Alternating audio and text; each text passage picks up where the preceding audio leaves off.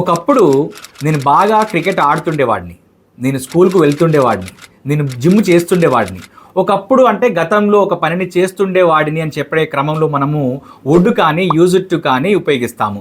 అయితే ఒక పని గతంలో జరగదు. బట్ ఆ పని చేసి ఉండేవాడిని అని చెప్పే క్రమంలో మనము వుడ్ పక్కన హ్యావ్ అనే పదాన్ని ఉపయోగించి దీనికి వర్బ్ని పాస్ట్ పార్టిసిపుల్ ఫామ్ అంటే V3 ఫామ్లో ఉపయోగించి చెప్తాము. ఫర్ ఎగ్జాంపుల్ క్రికెటర్స్ వాళ్ళు నా టీం సపోర్ట్ ఉంటే నేను బాగా ఆడి ఉండేవాడిని అంటే సపోర్ట్ లేదు, బట్ ఉంటే కనుక ఆడి ఉండేవాడిని అని చెప్పి ఒక ఇమాజినరీ సిచ్యువేషన్లో చెప్తుంటారు. రోహిత్ శర్మ చెప్తుంటాడు ఐ వుడ్ హ్యావ్ ప్లేయిడ్ అని చెప్పి అంటుంటాడు.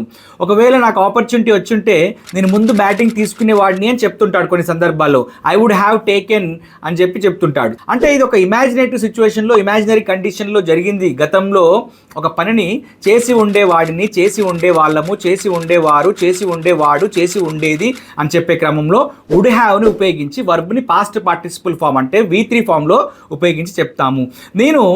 మీరు ఒప్పుకొని ఉంటే నేను మిమ్మల్ని ప్రేమించి ఉండేవాడిని లేదా పెళ్లి చేసుకొని ఉండేవాడిని అని చెప్పాలనుకోండి. అప్పుడు ఎలా చెప్తారో కింద కామెంట్ సెక్షన్లో కామెంట్ చేసి చెప్పండి.